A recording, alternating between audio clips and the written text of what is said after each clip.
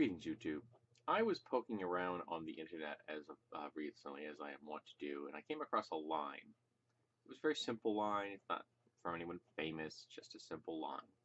And it really seems to sum up what I am referring to as the divide. I don't know how to explain to you that you should care about other people.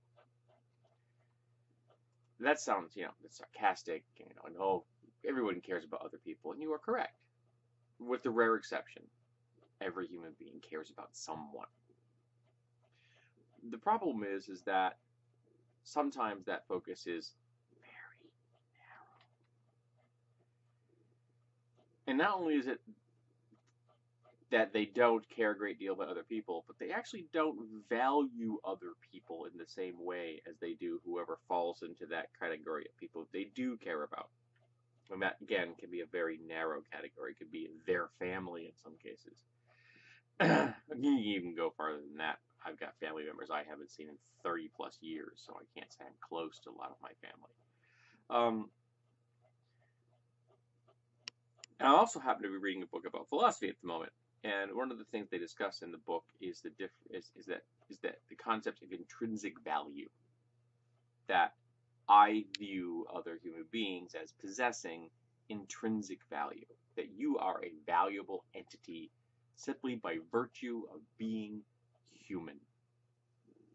And I believe that you should possess civil rights and human rights, civil liberties, the whole 9 yards, simply for the fact that you were born into the world as a human. That's the criteria I set.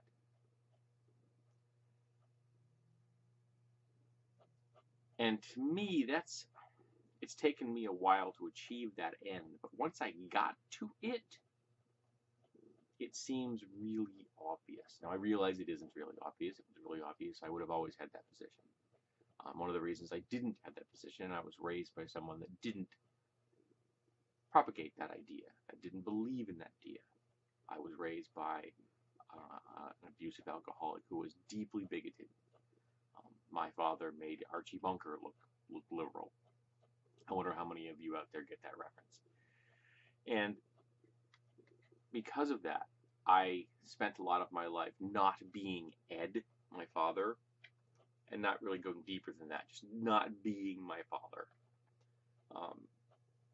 Because I despised the worldview that he possessed. But then I began to break it down. I began to get into philosophy. I started reading about Taoism and Zen Buddhism, and eventually that led me to paganism, and I began to explore the concepts of what are the basic human rights, basic human civil liberties that everyone should possess. And as I get deeper and deeper, and I became more and more of a civil libertarian, it's a little L, not a big one. I finally did achieve that. It took me decades to get there. It shouldn't have taken me decades to get there, but it did. If I had been raised in a healthy household, I would have probably come out of the chute with a belief system that would have supported the concept that we are all intrinsically valuable. But here's the problem. Some folks view others as situationally valuable. They are not intrinsically valuable in their mind. That they are conditionally valuable. That they are valuable so long as they do X, Y, and Z. If they violate X, Y, and Z, they are not valuable. And I'm not talking about crimes. I understand that criminal acts can put someone outside society's dictates and then say, okay, yes, you must be isolated because you've committed a crime. So I'm not talking about criminals. I'm talking about people that do things that simply fall outside this worldview, being gay, being trans, not being of a specific religion, not being of a specific political bent. In some cases, being a woman, you don't get to have civil liberties and human rights if you were born a woman. And that's a deeply socially conservative worldview, and it exists both in America and across the globe. And the social conservatism I'm discussing is not just due to a religious upbringing. You can be atheist and be socially conservative. Yes, I know some people will have a hard time with that, but it's true.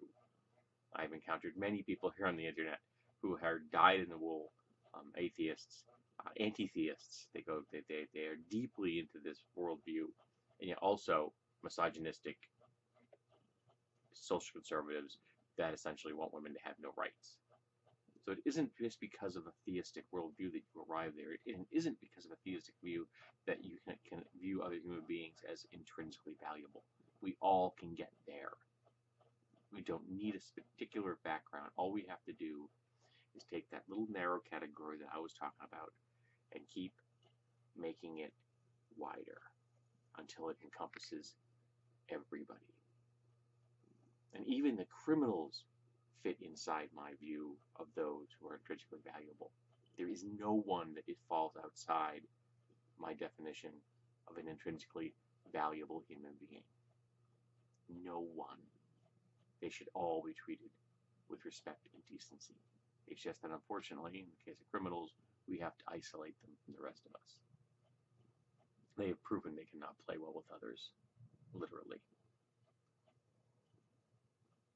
But I don't know how to get this across to folks. How do I convince them that other human beings have value? It took me decades to get there, and it was a circuitous, very weird, strange route that finally led me there. I don't know how to raise kids so they have this value from day one, which is what we need to do. Because the problem isn't theism, it isn't atheism, it isn't a particular religious bent, it isn't a particular political system, it isn't any of that. It's social conservatism at its core. Because that worldview says that other human beings are conditionally valuable, and I'm telling you that they are intrinsically valuable. Every one of us is a human being and should be treated with respect and should have human rights, civil liberties, because we are all luminous beings